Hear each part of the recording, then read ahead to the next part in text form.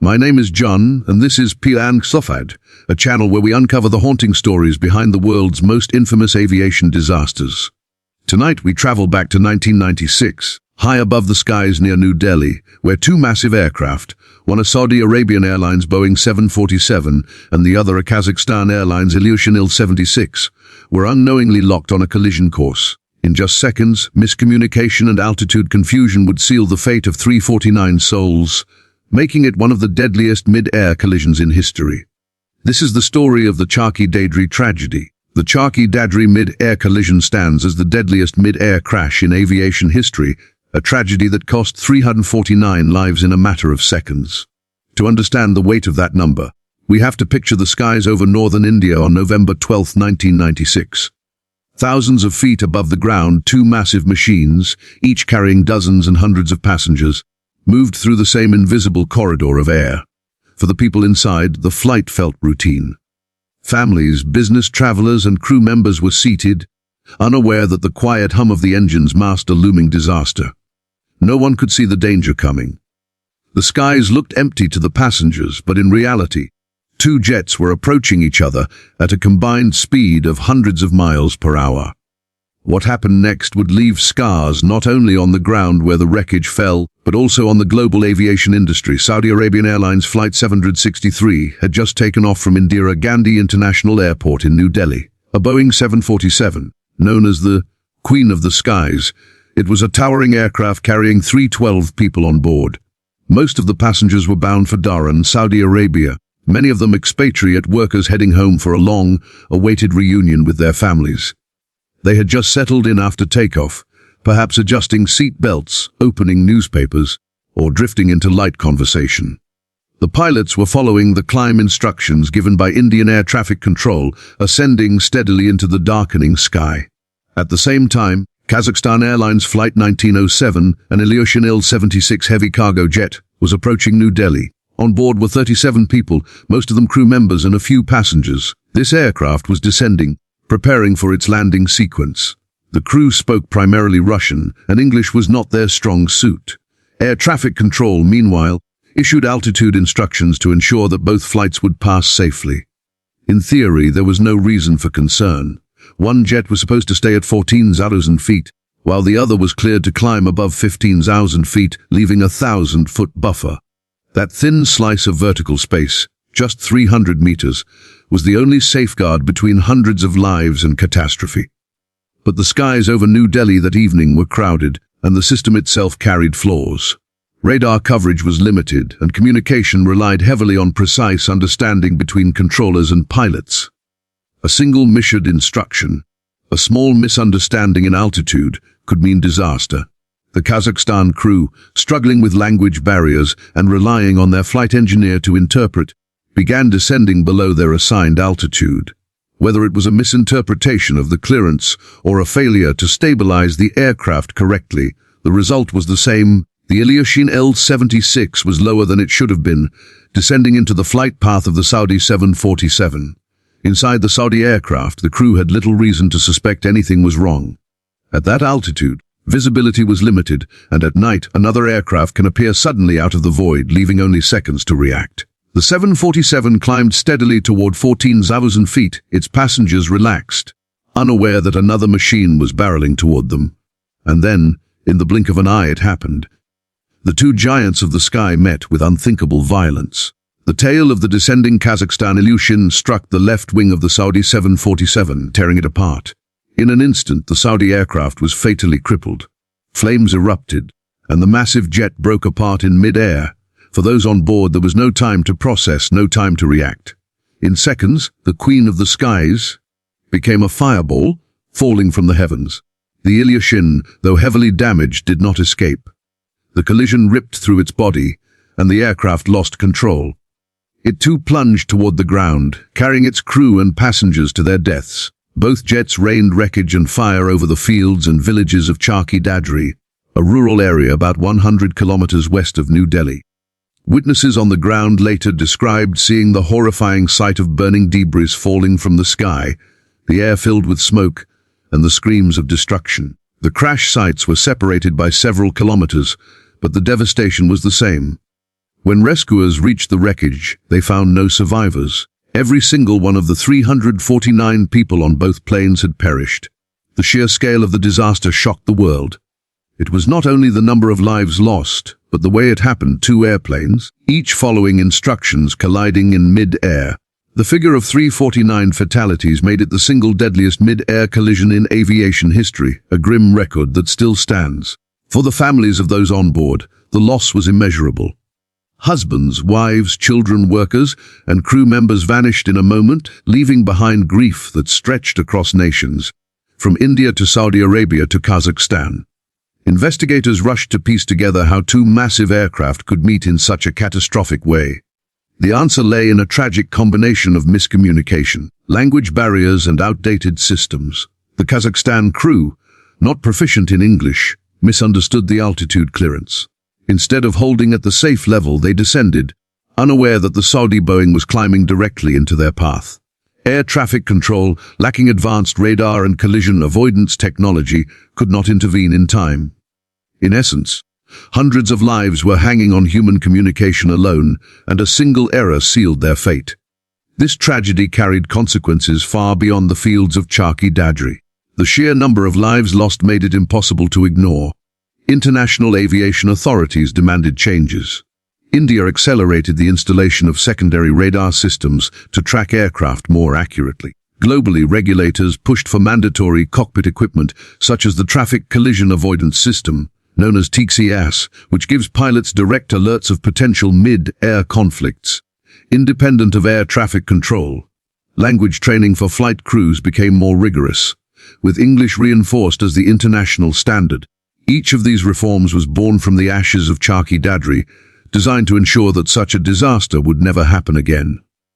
But beyond the regulations, the human cost remained the most haunting. The Charkhi Dadri mid-air collision was not just a technical failure, it was a human tragedy on a massive scale.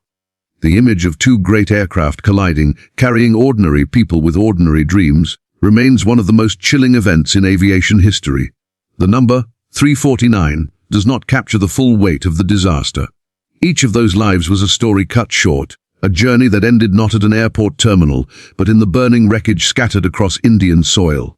The skies today are safer because of what happened in 1996, but the memory of that night remains an eternal reminder of the fragility of flight and the cost of even the smallest miscommunication. The Charkhi Dadri disaster endures as the largest mid-air collision in history, a record no one ever wishes to see broken.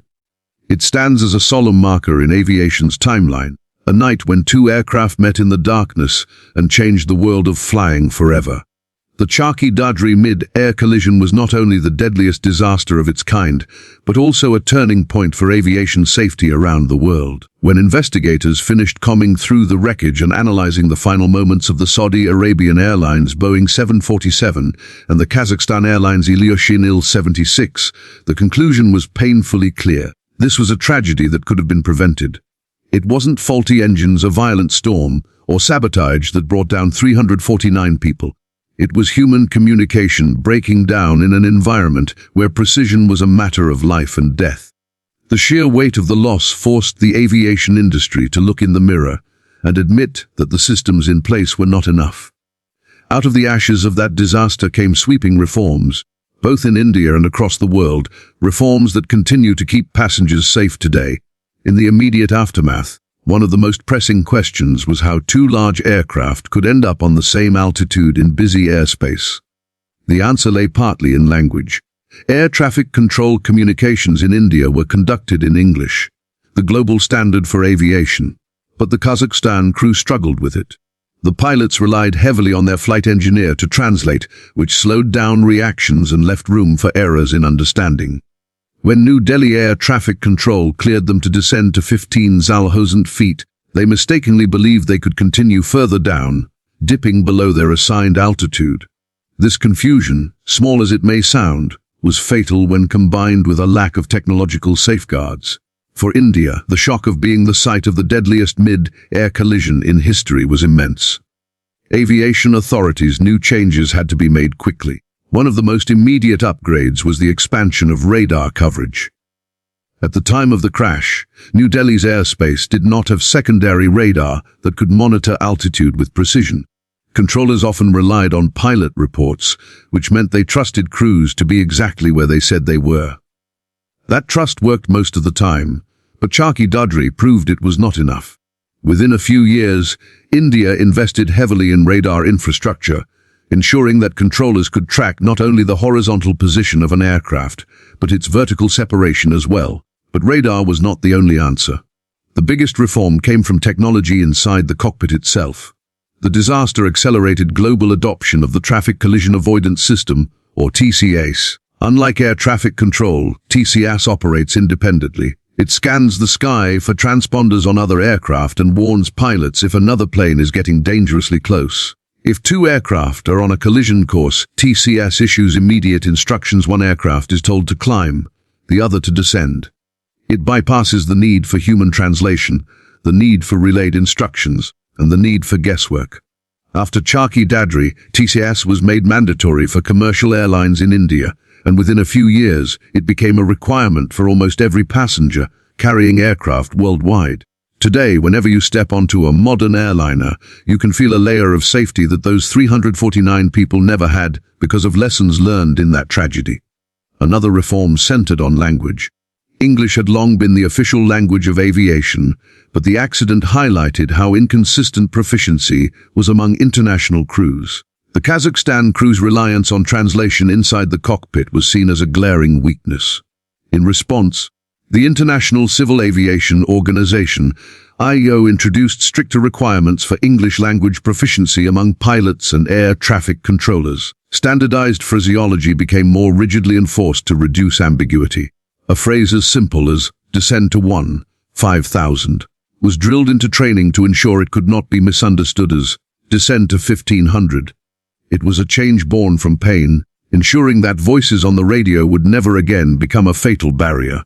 For India, there was also a cultural shift in air traffic management. Before the crash, the country's skies were becoming increasingly crowded, with international carriers crisscrossing through New Delhi airspace. The systems in place were straining under the demand. After the disaster, reforms included not just new equipment, but also stricter separation standards between flights.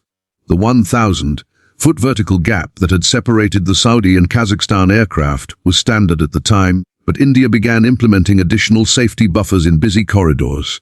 Combined with new radar and TCAS, this created a multi-layered defense system against another tragedy. Globally, the Charkhi Dadri disaster became a case study in aviation training.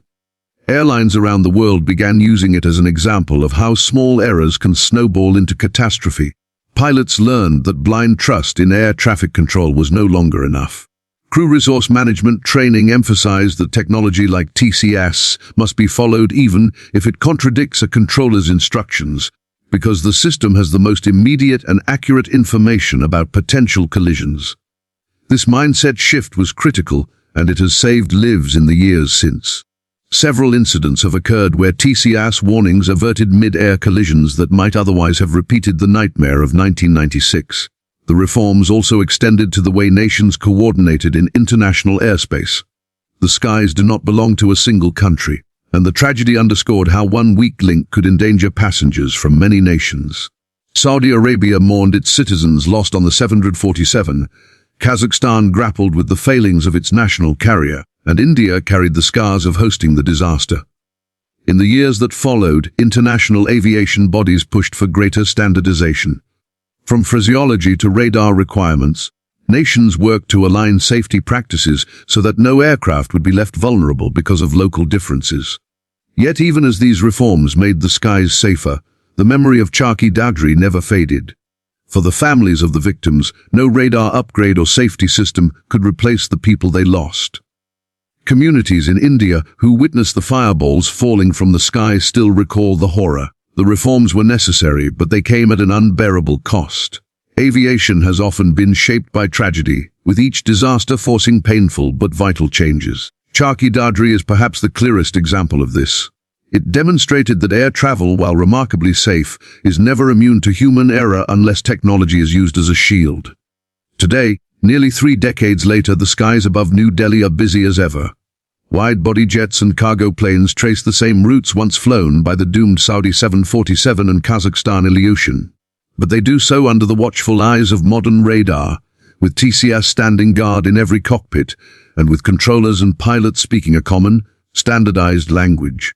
The passengers who board those planes may never know the story of 1996, but their safety owes much to the sacrifices of that night. The Charkhi Dadri mid-air collision remains a tragedy beyond words, but its legacy is one of progress. Out of 349 lost lives came lessons that reshaped aviation. The reforms that followed ensured that skies became safer, communications became clearer, and collisions became far less likely. Though nothing can erase the pain of that disaster, the world of aviation honors those victims each time a TCS alert prevents a mid-air crash, each time a pilot uses precise English to confirm instructions, each time radar detects a potential conflict long before it becomes deadly. Their story is written not just in the pages of history, but in every safe landing we witness today.